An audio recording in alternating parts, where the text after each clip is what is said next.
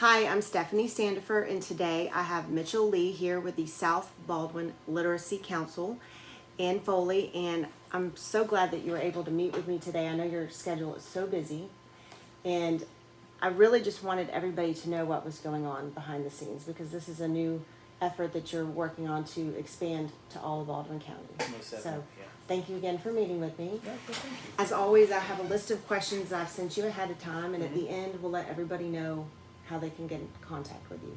Okay, great. Okay? So, I've read your website, but describe what your organization does. So we more or less provide educational services for a lot of people in Baldwin County, and that looks like tutoring, it looks like classes, it looks like workshops, you name it, we're just trying to help people learn it. So we see ourselves as kind of a community supporting community organization. The most of the tutoring and classes is provided by volunteers, and basically we work with children, we work with adults, and we work with our English as a second language population. So for adults, we do three things. We help people get jobs, help people get into college, different things like that, kind of take that next step in life, and that's called our Learn to Earn program. The second thing we do is we do GED preparation, so one-on-one free private tutoring for helping you try to pass the GED, so then you can go to the Learn to Earn program and kind of take that next step. And the third thing we do is just adult basic education. So that's pretty much student driven, you know, whatever a student wants to learn, however old they are, we do our best to try and find someone in the community who knows X, you know, whatever they want to learn, whether that's learning to read for the first time, learning to write, learning to use your phone or, you know, Facebook or anything like that, computer skills, budgets, you know, that's pretty much, you know, if somebody comes in and says, I want to, you know, help learn in this, we're going to do our best to make that happen. And people, if they want to get in contact with you to be a volunteer, maybe Yeah. at the end or even right now, you can tell us what your process is. How do you do that? Sure, yeah. So basically, first you got to come in and meet, you know, and we'll talk about your background, and I'll kind of go over some different opportunities that we have in terms of what population or what program you'd like to get involved with. All our tutors are background checked, and then we provide training depending on, you know, which population you want to work with. So if you want to work with kids, for example, you know, you'd go through the youth services training. If you want to work with adults, you'd go through how to work with adults and different things like that. So the process is, you know, it just takes about a day or two to kind of get all set up and everything, and then we provide ongoing training and tutoring, you know, professional development for the tutors as well. Okay. What do the members love most about your organization, the people that work with you? I would say like kind of the warm, welcoming atmosphere. A lot of the staff and the tutors, we practice a non-judgmental approach, and we're just here to help people learn whatever they want to learn. You know, oftentimes there's some shame involved with maybe dropping out of high school or being an older adult and learning how to read for the first time and everything. And it's our job just to make whoever walks through the door feel as comfortable and welcome as possible, and that really helps the learning process. If they don't feel, you know, shamed or anything or judged or anything like that, it really goes a long way just making those connections with them first, and then, you know, beginning the educational process. It is really welcoming when you drive in and you have the big oak tree and it looks like a house. It seems very cozy when you walk in. Right. That's kind of that was that's designed. Good. Yeah, that's on really purpose. good. What do most people not know about your organization? Probably that we exist would be my first. So thank you, You're know, welcome. for helping, you know, kind of shine some light on what we do here. Yeah, most people don't know that they can come here and receive free tutoring in a variety of different subjects and areas. You know, you can help find employment, help learn English for the first time. Right, that is amazing. Like, I didn't even know you had classes on prepping people how to write their resumes. Yeah. Preparing for a job, probably interview skills. Most definitely. Yeah, we do a lot of practice interviews and different things like that. In that program, a lot of it's just getting people confidence, getting them excited. You know, in an interview, you got 20 minutes basically to convince someone to pay your bills. Right. So you gotta bring it. You know, you gotta get excited and, you know, tell them why you're that person for the job. So yeah, that's an important piece of it as well. Very much so. Why did you decide to work here? Is this what your background is in? Is this what you went to school for? Yeah, weirdly enough, I'm one of these people that actually went to college and is now using the degree, you know, that they got. So I have a master's degree in not-for-profit administration. Okay. And here I am running a not-for-profit. I actually started out here as a volunteer about Mhm. 7 or 8 years ago. Actually, the majority of the staff first volunteers That's really here. neat. You hang around long enough, and Mhm. someone will start trying to pay you and figure out, how to get you a job. So, Where'd you go to school? I went to school in Atlanta. I was born and Okay. raised in Atlanta, but I actually went to Coastal Alabama Community College Okay. to kind of get started. Mhm. It was called Faulkner back then, Mhm. but I went to Coastal and Faulkner, then I went over to UWF in Pensacola, and then went out west to Tucson to get a master's degree, and then came back a Wow. couple of years ago and been working here ever since. What part of Atlanta are you from? Gwinnett County. It's like Okay. about 30, 45 minutes north of the downtown city. It's great. It's a very diverse community, Mhm. and went to public high school and really enjoyed it. I went to Pope High School in Oh, Atlanta. yeah, super cool. Not too far. Right. Where'd you go to high school? Duluth. Okay. Yeah. Okay. Cool. So how'd you end up down here? That is another story, but I have lived here 17 years now. Okay. So I'm not necessarily a local, Sure. but I've taught in the public schools. I've been part business owner, and now I'm selling real estate, 17 so- years, you Right. get your stamp. Right, right. So I'm You're like, semi-local. Yeah. So when you first started, you said you were a volunteer, Mm-hmm. and then you said, how many years ago did you start actually? Probably about 2 now. Okay. I've been back in the area for about 2.5 Mhm. years or so. I had my first kid, and that brought us back down to Baldwin County. Okay.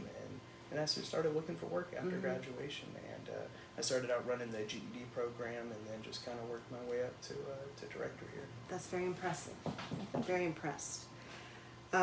What's the most memorable experience you've had since working here? Is it just the overall feeling of you help people? Is there one person specifically? I mean, yeah, being a part of the students' successes, and then the Mhm. staff will say the same thing, and the volunteers is why we do what we do. Mhm. When no one's getting rich here, we don't have health insurance or anything crazy like Right. that. But we get to, be a part of people's lights coming on, and them being able to do what they want to do with their lives. It's remarkable seeing people, who've dropped out of high school and kind of took a detour in their life. Mhm. But then, and everyone comes up here voluntarily. So no one's, making you come up Right. here and study for Right. your GED or anything. But just watching people, be motivated enough to work hard and get their GED and then go to college. Obviously the person did that, but we have a little part in that. Right. Now you have a in big that. part in And, that. and so sharing in those successes is Mhm. just phenomenal.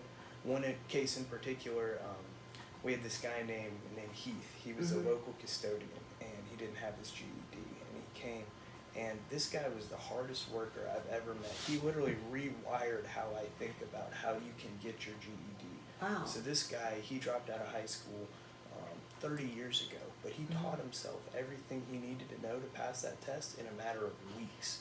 Because he told me he was like spraying down, because this was in the middle of coronavirus, and he's spraying down these bathrooms at the elementary school, and while the chemicals are drying, he's studying on his phone. So he's just so motivated, and every day he made his whole life about getting the GED.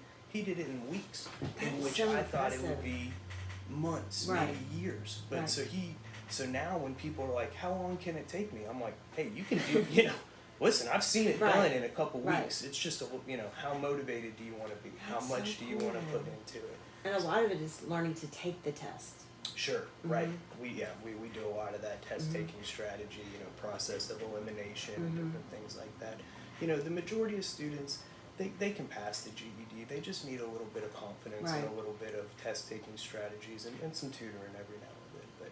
But then Heath, for example, right after he graduated, then his wife was inspired by him.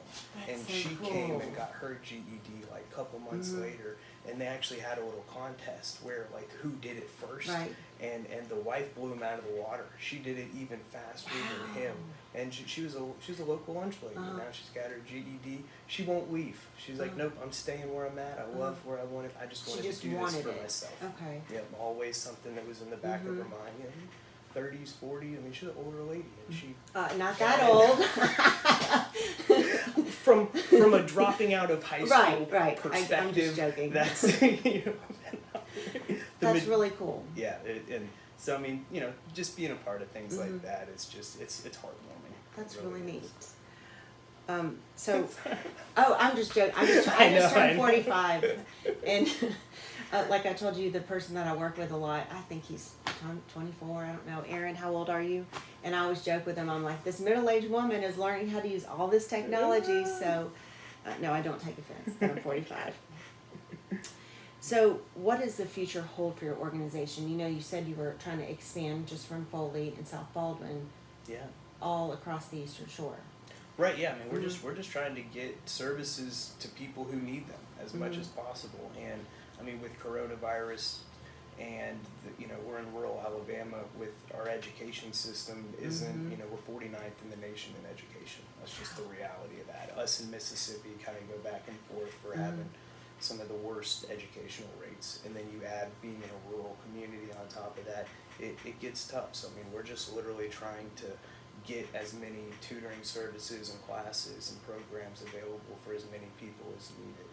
And I mean, right now we served 511 people last year, and we could serve 1,000, we could serve 2,000. So it's just a matter of getting funding and being able to execute on our programs. So I have a question. How old do your volunteers have to be? Do they have to be 21 or do they have to be 18? I mean, it really just depends. I mean, we have some honors students in high school who are 17, 18, and they're more mature than some 30 and 40-year-olds that I know. And they got their whole lives together, and they typically want to go into education, and so they volunteer with us. We got a couple girls from Fairhope High School who literally drive over to Foley on Tuesdays and tutor some of the local kids here who are falling behind in reading. But you could use a few more. Because I think once we send this video out, because I usually post on what's happening in Fairhope, there's also some South Baldwin, I think there's what's happening in Spanish Fort, so I was intending to post this to multiple Facebook. Yeah, I mean, if I had 100 people walk into my door tomorrow and say, can I volunteer in some sort of fashion, we could put them to work. Okay. I mean, the need for free educational community services is just off the charts. Okay. Well, what else could you tell everybody about this organization that you haven't told me yet? I know we talked a little bit before I started videoing and about your website, which I'm going to post everything about your website, all your information. Oh, thank you. You're welcome. Is there anything that's just sticks out in your mind that you need to let everybody know? I mean, probably just about how awesome this place is. I mean, I don't feel like I work, like I get to come to this job every day and, kind of help people reach their goals. And it really is just a beautiful thing that's going on here. We have lots of other programs that we haven't, really gone over, but we can help people study for their driver's license or become a citizen for the first time or make a budget or, basically our goal is I want anybody who wants to know something and then find someone in the community who knows that and match them up. What about ACT? We haven't gone into the higher level, ACT, SAT, tutoring. Currently our model is the majority of our services are free of charge. And so that hits, a population who needs that tutoring to be free of charge. If you're going for ACT tutoring, typically there's a cost associated with that, and you're kind of maybe looking at going into higher functioning, colleges and different things like that. And the majority of our students, would kind of be going to like Coastal or Columbia Southern or maybe Fortis or something like that. Okay. Well, thank you so much for taking the time to meet with me today. And I'm not done promoting you because I think there's so many entities of your literacy group that we can have another interview or maybe even a blog post about it. I'd like to take some pictures of the outside and maybe just one room just to kind of show everybody about it. But thank you. We can do the tour after this. Yes. Well, thank you so much for meeting with me. And like I said, I'll post everything hopefully in the next day or so. And I look forward to having more people come and talk with Mitchell and also volunteering their services. So thank you so much.